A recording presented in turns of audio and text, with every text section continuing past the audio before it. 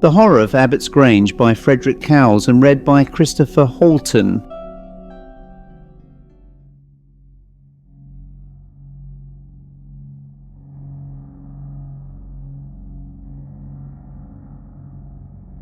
Tonight's story is The Horror of Abbots Grange by Frederick Cowles, first published in 1936. It is one of the finest supernatural tales of the interwar period and firmly rooted in the great English ghost story tradition established by M.R. James.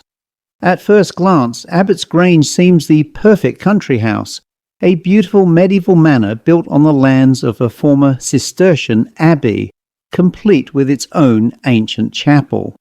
Yet from the moment its new owner notices a sinister portrait hanging in a dark corner of the hall, it becomes clear that the house is burdened by a terrible inheritance. The painting depicts William Salton, the first Lord Salton, a disgraced monk, reputed sorcerer, and betrayer of his own brethren during the dissolution of the monasteries. Beneath the portrait is an ominous warning. Seeking whom he may devour, God frustrate him always. What begins as curiosity soon develops into a nightmare involving forbidden places, forgotten rituals, and an evil that has endured for centuries. Frederick Cowles combines medieval history, ecclesiastical lore, and classic vampire mythology to create a tale that grows steadily darker with every chapter. Rather than relying on sudden shocks, he builds an atmosphere of mounting dread, in which every warning ignored brings the characters closer to catastrophe. If you enjoy the stories of M.R. James, Arthur Gray, or E.G. Swain, you're in for a memorable journey. This is The Horror of Abbots Grange by Frederick Cowles. It was Joan who fell in love with Abbots Grange. I must confess that from the first I thought the place had a brooding and sinister air about it. For 3 months we had been house hunting, and then a chance visit to Writton had led to the discovery of the Grange. As far as country houses go, it was perfect. It had been erected in the 15th century by the Cistercian monks of Writton Abbey, and a tiny detached chapel was a relic of the monastic days. Yet in spite of the fact that Joan was mad about it, I did not like the place. The next day we sought out the estate agent, and he willingly agreed to conduct us over the house. It turned out to be the property of Lord Salton, and it was his desire to let the place furnished. That suited us, as being birds of passage we had no furniture of our own. It was not a large house, but the rooms were spacious. The entrance hall was really quite palatial, and hung with paintings of the dead and gone Saltons. I examined the portraits whilst the agent was revealing the charms of the Grange to Joan. They were not a very imposing lot, those Saltons of the past. One was a bishop, looking very uncomfortable in his robes, another a general mounted on a weird-looking charger.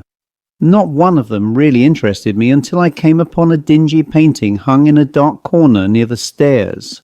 It represented a tall, sallow-featured man, dressed in sombre garments of early 16th century style. His face was thin and brooding, and strangely pale, but the lips were intensely red, and were drawn back to show white, fang-like teeth.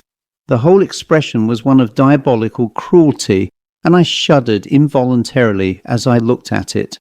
An inscription in the right-hand corner of the painting caught my eye.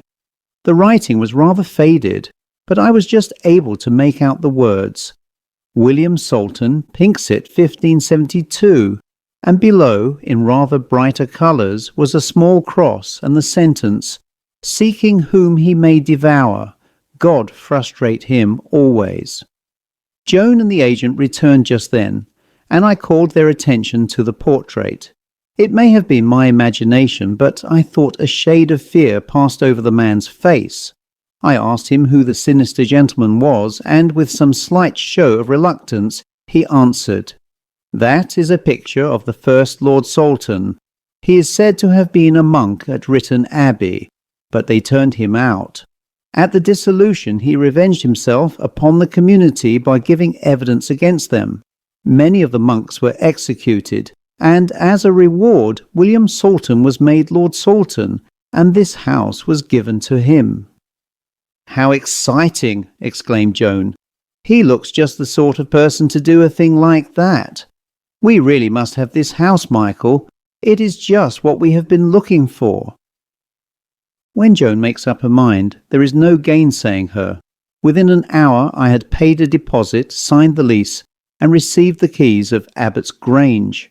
As he handed the keys over to me, the agent pointed out an exceptionally large one and said, "This, sir, is the key of the chapel. It has been closed for nearly 300 years, and Lord Salton particularly requests that you will not enter the place. If you should feel you want to visit it, go in the daytime, and be sure to lock the door when you leave. On no account allow the door to be unlocked between dusk and daybreak." "But," I exclaimed, "that is a curious condition. What is the reason for it?" The agent's face was blank as he answered, "I do not know, sir. Those are Lord Salton's instructions to me." With that I had to be content, although I felt that the man could have told more if he had cared to. 3 weeks later, with a staff engaged by Joan and my sister, we took up residence at Abbot's Grange. Of course, Joan had to have a housewarming party. By making up extra beds on sofas and floors, we managed to invite about 20 people down. Then there were a few local residents, such as the vicar and the doctor, who were asked to dinner. Before the meal, I was standing in front of the fire in the hall. The others were all dressing, and there was only a dim light burning on the staircase. I was thinking how impressive the place looked when, quite suddenly, somebody switched on all the lights. It was the butler taking some glasses to the dining room. "Good Lord, man," I shouted, "why on earth did you switch all those lights on like that?" He looked rather confused, and then he blurted out, "I always do it, sir. None of us will come into the hall after dark unless the lights are full on." "What on earth is there to be frightened of here?" I stormed. "You must be like a lot of children afraid of the dark." The man's voice was apologetic as he replied, "It isn't that, sir. It's that painting under the stairs. His eyes seem to follow you about." I glanced over at the portrait of the first Lord Salton, and whether it was a trick of the artist or a trick of the light, the eyes certainly did seem to glare out of the canvas. They almost seemed to be illuminated by an uncanny glow. The butler stood expecting a further reprimand when the vicar was announced. The clergyman turned out to be quite an affable little man, the usual type of country parson, but endowed with more brains than most. We discussed the weather, the political situation, and a few other minor things. Then I asked him if he knew anything about the first Lord Salton. "Quite enough to make me detest him," he replied. "He was a hateful type, a man who became a Cistercian monk and then gave information against the abbot and brethren." "Wasn't he turned out of the abbey long before the suppression?" I inquired. "Yes, he was accused of practicing black magic, and they expelled him from the order. I think the details are given in a manuscript that used to be in the library. If you like, we will look and see if it is still there." I readily agreed, and we were just moving off when the gong went and the guests began to come down for dinner. So we had to postpone our visit to the library. The meal was quite a jolly function. As usual, Joan had managed to assemble quite a distinguished and interesting company. There was Vincent Dunn, the actor, Rita Young, the film star, Edmund Morton, the novelist, Malcolm Dale, the explorer, and a host of other celebrities of one sort or another. And they were all quite human, which says a lot for Joan's taste. It was Morton who asked about the chapel, and I had to tell them all about the conditions relating to it. "And have you been inside yet?" asked Dale. "Not I," I replied. "I put the key in the Chinese vase in the hall, and there it stays until my lease is up." They all seemed to think it very jolly to have a private chapel, and the possibility of its being haunted was freely discussed. Then the talk drifted round to plays and films, and the chapel was forgotten. At least I thought it was. There was dancing in the hall afterwards, and as soon as we could reasonably do so, the vicar and I slipped off to the library.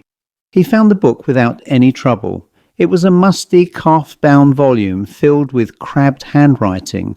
It seemed to be a catalogue of the pictures in the hall, with some biographical notes, and the first person mentioned was William Salton.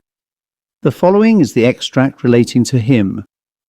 William Salton, born 1501, entered the Abbey of Our Lady of Writton 1522, accused of practising witchcraft, sorcery and black magic, and expelled from the monastery in 1530. In 1539 gave evidence before the commissioners against the abbot and community, which resulted in the abbot and 6 of the brethren being condemned to death. Evidence afterwards proved to be false, but Salton was made Lord Salton and received the Abbey Grange, lived the life of a recluse and commonly believed to have been a wizard and a vampire, died in 1597 and buried in the private chapel of Abbots Grange. No priest would perform the burial rites, and he was interred without prayer or ceremony. Then, in another hand, followed a later entry. On the 16th day of May 1640, the tomb of William Lord Salton was sealed by me, John Rogers, clerk in holy orders. Let none loose the chapel door between sunset and sunrise, lest, perchance, he come abroad again seeking whom he may devour. God frustrate him always. What does that mean? I asked. Well, answered the parson, I should say that the first Lord Salton could not rest in his grave, and John Rogers was called in to lay his unquiet spirit. An argument on ghosts seemed to be impending when Malcolm Dale burst into the room. I have never seen a man looking so utterly terrified. He sank into a chair, asked for a drink, and gulped down the brandy I handed to him. It was some time before he could speak coherently, but at last he managed to blurt out his story. It appeared that the mention of the chapel had fired his curiosity, and that when the dancing was well on the go, he had taken the key from the vase and had gone out to investigate. He took an electric flashlight with him, but had some difficulty in unlocking the door. The keyhole, he declared, was filled with rubbish, and he had to scrape it clean with his pocket knife. At last he got the key in, and then it wouldn't turn. So he went over to the garage and got a spanner. With this he managed to twist the key in the lock. The rest of the story shall be told in his own words. When I got into the place, I noticed at once how intensely cold it was, even colder than most old churches. My light was just enough for me to see that there were no seats in the building and precious little else. I had almost decided to go out again when I noticed a sort of table tomb near the east end, and so went up to examine it. Suddenly, without any warning, it seemed to crack, and out of it sprang the figure of a man with a deadly white face and long sharp teeth. He glared at me for a moment, and I saw the beam of my light reflect redly in his eyes. Then I turned tail and fled, but all the way back I felt that he was after me. His voice rose to a scream as he came to the end of his tale, and I could see that he was all in. "Then you left the chapel door open?" asked the vicar. Dale nodded dumbly, as if he dared not trust himself to speak. "God frustrate him," the parson murmured, and then, springing to his feet, he said to me, "Come, there is not a moment to be lost. We must go over and lock the door." I seized the torch which Dale still held, and within a few minutes we had reached the chapel. It looked quiet and desolate enough, but the vicar insisted on entering and seeing the tomb. It was quite an ordinary table tomb of white marble, but the top of it was cracked right across, and it was easy to see that the crack was newly made. The parson crossed himself, and together we left the building, swung the ponderous door shut, and locked it. We did not speak as we returned to the house. We got Dale to bed without letting any other members of the party suspect that anything was wrong. He was in a blue funk, and I was nearly as bad. When the vicar suggested that I should give him a shakedown in my room and let him stay the night, I almost embraced him. Well, dancing went on until about 1:30, and by 2 o'clock everybody had gone to bed. The vicar, whose name by the way was Parker, went round the house with me, and we saw that all windows and doors were secured. Wolf, the Alsatian, we brought into the hall and left him comfortably settled in front of the fire. Then we went upstairs, and in spite of the excitement, I for one was soon asleep. It must have been about 3 o'clock when I was suddenly awakened by the howling of the dog. Parker was already astir. "Did you hear that?" he whispered. Again it came, not an ordinary howl, but a howl of sheer terror. It was a sound that seemed to freeze the blood in my veins and made my hair literally stand on end. Then came a shriek of horrible laughter that was even more nerve-wracking. "Come along," said Parker. "We must see what is wrong." And he made for the door.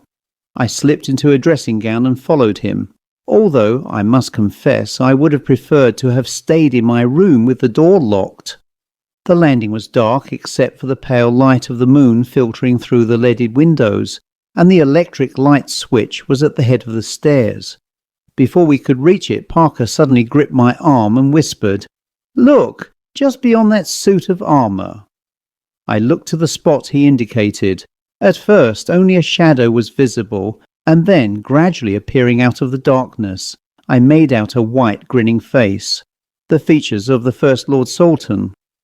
Even as I looked, the figure moved and glided away down the staircase.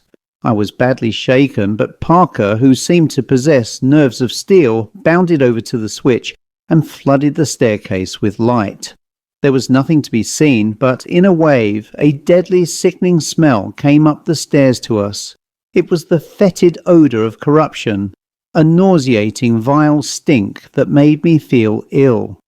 Parker led the way down the staircase, and at once turned all the lights on in the hall. I noticed that his lips were moving in prayer, and beads of perspiration stood on his brow. The place was empty, and it was some minutes before we saw the dog. Poor Wolf was lying near the door, and he was quite dead. Somehow the body seemed shrunken, although when we examined it, the only marks we could find were 2 tiny wounds in the throat. "Doesn't he look to you as if he has shrunk?" I asked Parker. "Yes," he replied. "Every drop of blood has been drained from his body." At that moment a voice came from the top of the stairs. "Is anything wrong, sir?" It was the butler, and he was shaking with fright. "Come down, man," I called, and then turned back to the dog. "We are up against it," began Parker, and then he was interrupted by a terrified scream. We jumped up at once, and there was the butler gibbering like a maniac at the foot of the stairs. "Be quiet," hissed Parker, crossing the hall. "Look, look," wailed the man. His quivering finger pointed towards the picture of the first Lord Salton, but there was no picture in the frame. The canvas was blank. It is difficult to write of those 3 hours before daybreak. We sat together in the library and prayed for the dawn. It found us wild-eyed and white-faced. When it was quite light, Parker said, "I must see that picture again." We followed him out into the hall, and there was the portrait of William Lord Salton leering at us from its frame. It was only a painting, we touched it to see, but the eyes glowed with a hellish fire, and the cruel lips seemed twisted in a triumphant smile. Back in the library we sat down to discuss our plan of action. The butler, his name was Clark, took things quite well, and Parker included him in the discussion. "It all seems too terrible to be true," I said. "What can we do?" "Well," replied Parker, "I am going to make a suggestion. I have a friend, a Benedictine monk at Fairley Abbey. He happens to be an expert on occult matters and has often been brought up against queer things. I wonder if you would allow me to invite him over." Naturally, I agreed at once, and Parker telephoned to the Abbey, which was only about 5 miles from Writton. He gave no particulars over the line, but I heard him assuring the priest that it was something of vital and terrible importance. "Good," he said as he laid down the receiver. "Father Vincent will be over about 10 o'clock. After that we went upstairs to dress and freshen ourselves up. Clark saw to the removal of the body of the dog before any of the guests came down, and breakfast was almost a jolly meal. Most of the visitors left soon after 9, but Dale and Morton were staying on until the weekend. Punctually at 10 o'clock, Father Vincent was announced and joined the vicar and myself in the library. He was a quiet little man, with twinkling brown eyes shining behind thick spectacles. Anyone less like a ghost hunter it would be difficult to imagine. Parker told him all that had happened since Dale had unlocked the chapel, and Clark was called in to confirm the part about the portrait. The monk asked a few questions, and then he said, "I may as well tell you that you are up against a most hellish thing. A man who should have died over 300 years ago, and yet by devilish arts has kept his evil mind alive within the tomb." He went on to suggest that Joan, Dale and Morton be taken into our confidence and asked to help if necessary. I was a little doubtful about frightening Joan, but Father Vincent soon convinced me that it would be unwise to leave her in ignorance, so we asked the three of them to come down to the library. Dale, with his experience of the previous night fresh in his mind, was easily convinced. Morton and Joan were frankly incredulous, but I could see our seriousness impress them. It was finally decided that the Benedictine should return to his abbey for some things he required, and then stay the night with us.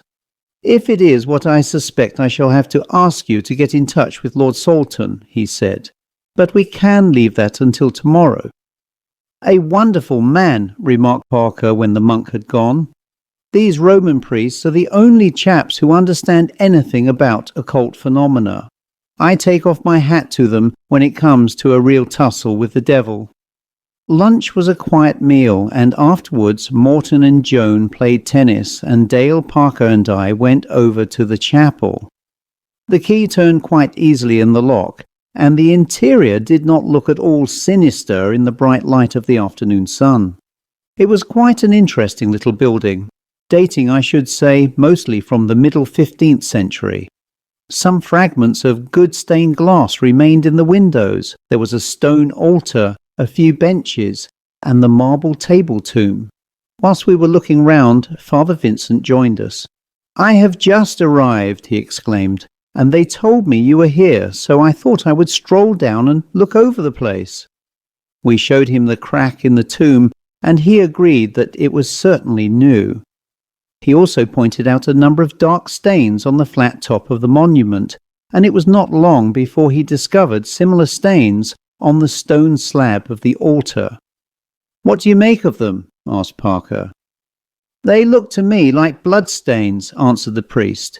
"It is a horrible thought, but if they are, something has been killed on this altar. You notice how the stain runs down the side, just as if the blood of a victim has dropped from the slab to the floor." Clark met us as we were returning to the house with the news that one of the parlour maids had been found in the hall in a dead faint. On recovering, she had declared that she was going upstairs when a man, dressed in black, with a deathly white face, had pounced out at her. We interviewed the girl, and she not only stuck to her story, but also avowed that she could still feel the grip of his cold fingers on her wrist. At dinner we were a very dull company in spite of the little priest's efforts to keep us amused. Afterwards we all went along to the library, and Joan, Parker, Morton and Dale made up a four for bridge, whilst Father Vincent and I settled down to talk and smoke. I never knew that a monk could be such good company. He seemed to have travelled all over the world and had a fund of excellent stories about all manner of places and all sorts of people. The time passed pleasantly enough until about 11 o'clock, when Clark came in with the whiskey. I remember that he was just squirting the soda into Parker's drink, when, eerie and shrill, a burst of wicked laughter echoed through the house. For a moment or so none moved, then the priest sprang to his feet and rushed out into the hall. We were not slow to follow him. Instinctively, our first glance was towards the portrait of William Salton. Only a blank canvas filled the frame. The figure had gone. "I don't think the servants will come to any harm," said the priest later on.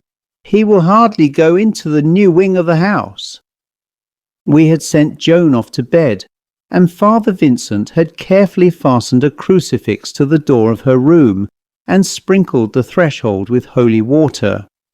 The rest of us, including Clark the butler, had agreed to keep watch in the hall. The monk had made us sit in a semicircle round the fire. All around he had sprinkled his holy water, and on the mantelpiece he had lighted 2 blessed candles. He himself took up a position near the fireplace. "It is as well for you to know what you are up against," he went on. "This William Salton, however melodramatic it may sound, undoubtedly sold his soul to the devil. Unholy sacrifices were offered by him in the chapel, and after death there was no rest for him in the grave. He became what we call a vampire. Evidently the portrait is connected with him in some very intimate way, and he can, by some fell means, animate the painted figure for his own ends. Around you I have sprinkled holy water, blessed with the rites of Holy Church, and I want no one to pass beyond the circle until the portrait is back in its frame."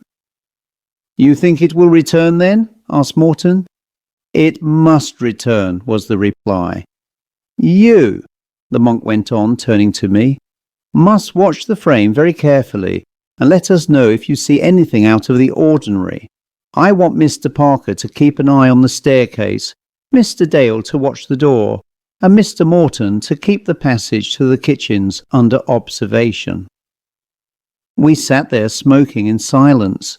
The priest had his breviary and was reading his office, and Parker idly turned the pages of a magazine. Then, without any warning, the place seemed to go very cold, and again came that rotten odour of decay.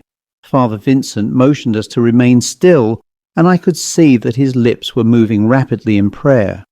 Suddenly the candle flames flickered and changed to a peculiar shade of blue. It was getting too much for us.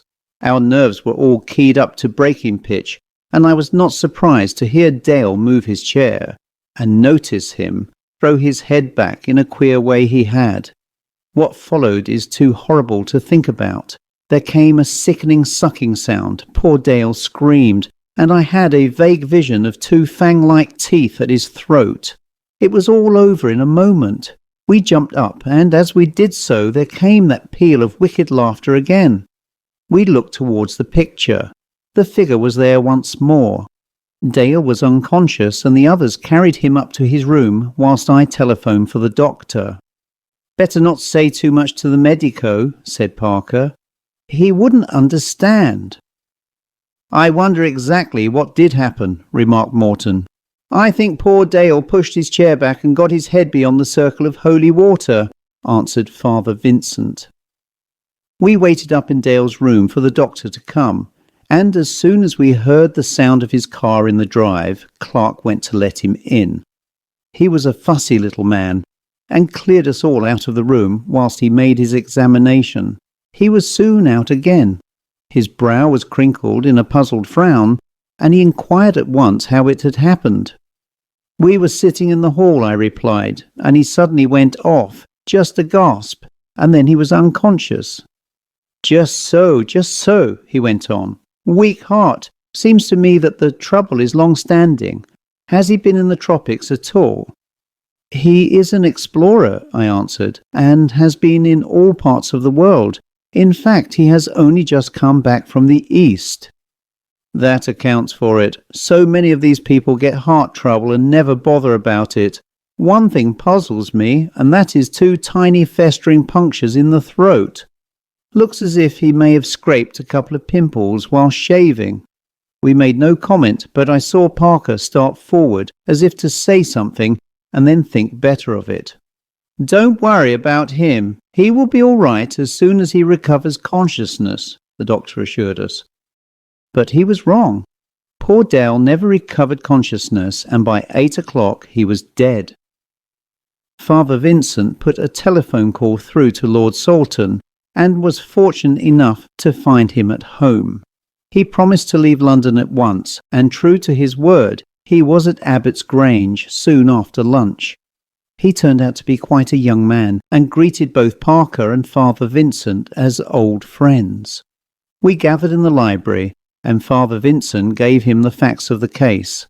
I could see that the boy was very much upset, particularly when we had to tell him of the death of Dale. "I will most willingly tell you all I know," he said. "William Salton has always been the skeleton in our cupboard. Each heir to the title at his coming of age is told the story of the First Lord, and warned never to leave the chapel door open between dusk and sunrise. I have never taken the matter very seriously, and I am afraid I ought not to have left the key with the agent. As you already know, my ancestor was once a Cistercian monk, but he was turned out of the monastery for practicing witchcraft and the black art. Really, he was a greater villain than even the monks suspected. At the dissolution he gave evidence against the Abbot and brethren of Writton, and for his services was made Lord Salton and given this house. Under his rule, Abbots Grange became a temple of Satan. He is said to have celebrated the Black Mass in the chapel and to have sacrificed living children on the altar. The picture in the hall is a self-portrait, and tradition says that the canvas is really the skin of one of his victims coated over with human blood. Even after his death, he terrorized the district. For over half a century there were tales of children stolen from their cradles in the dead of night by a man with a strangely white face.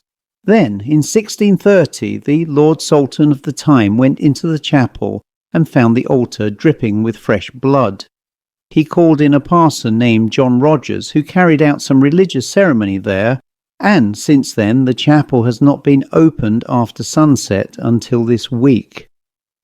With a word of apology, he got up and went over to one of the oak bookcases. Sliding a concealed panel at the end, he took out from the cavity behind 2 small vellum-bound books. Laying these on the table, he went on. "These books are diaries kept by William Salton. I have never read them through, but I know of 2 passages which may interest you." He opened one of the books and read from it. "At last I have completed the portrait in the manner laid down by the master Cythereus. Now, even if my body decays, I have that which will give me the semblance of life." "The other note," he continued, "was made in the 2nd volume by John Rogers. Ah, here it is. Terrible is the power of the evil one. He that is dead yet wanders abroad, seeking whom he may devour. I have watched and prayed, and it seems that he may only be free of the grave for 3 days at a time. Then for 3 days he must rest within the tomb. I have sealed him there, but should he ever break free again, let it be remembered that on the 3rd day he will return to the grave." "That will be tomorrow," interpolated Father Vincent.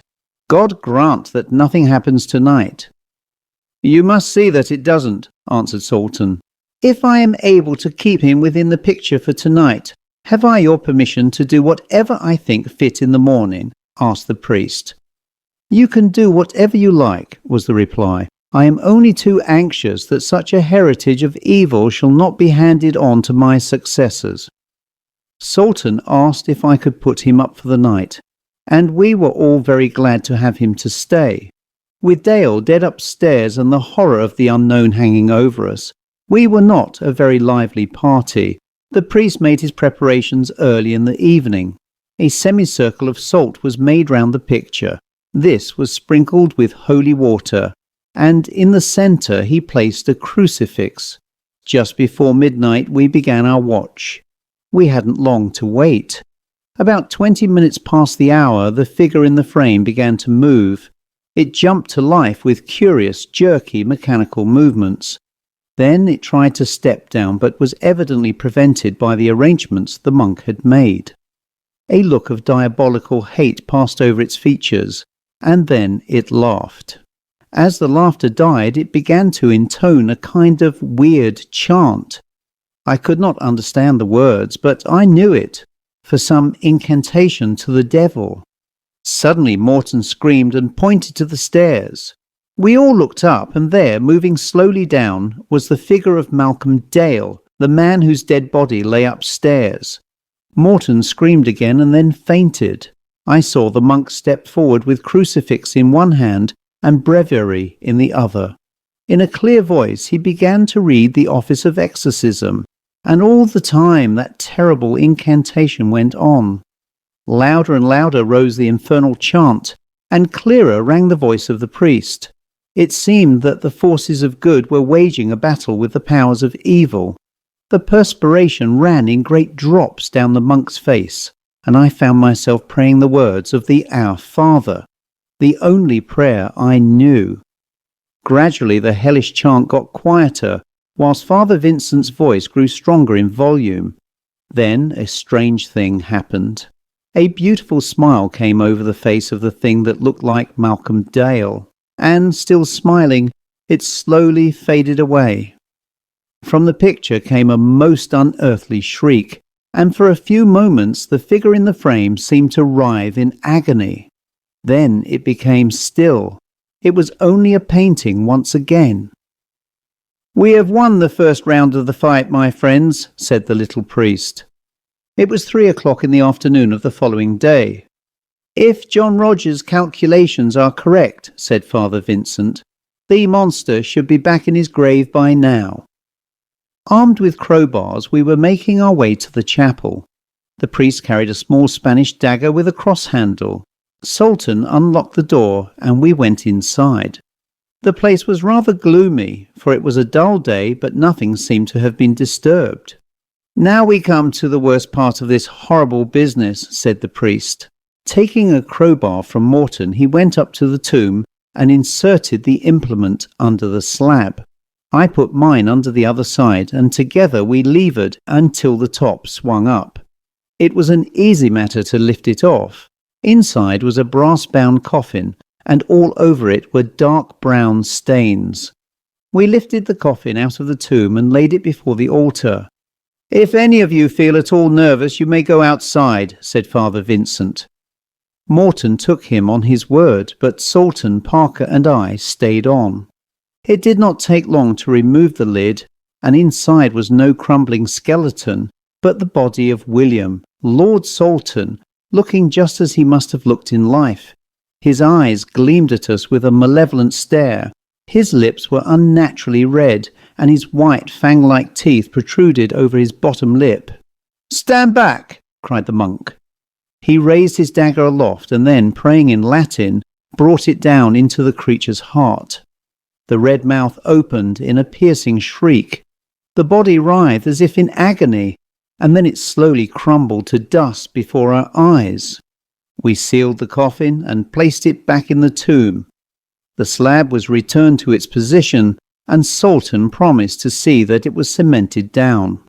One more task remained. We took down the portrait of William Salton, carried it into the grounds, soaked it in petrol, and set fire to it. As the flames licked that white face, it seemed to leer at us again, and I fancied the lips parted in a snarl. Salton was very good about the lease, for, naturally, neither Joe nor I felt that we could remain on at Abbots Grange after what had happened. I took her away to the south of France, where the sunshine and gaiety helped her to forget the nightmare of that tragic week. But I saw Malcolm Dale die, the picture come to life, Dale's ghost walk at the bidding of the monster, and the corpse of William Salton living after over 300 years in the tomb. It will be many years before I can forget the horror of Abbots Grange. The end. The horror of Abbots Grange remains one of Frederick Cowles' finest supernatural stories, and is a wonderful example of the traditional English vampire tale. Unlike the romantic vampires of later fiction, Cowles returns to older folklore. William Salton is no tragic anti-hero. He is a creature of pure corruption, a man who embraced evil in life and sought to escape death itself through forbidden rites. The result is something far closer to medieval legend than modern horror. The story also reflects the influence of M.R. James, not only in its antiquarian setting, but in its careful accumulation of unease.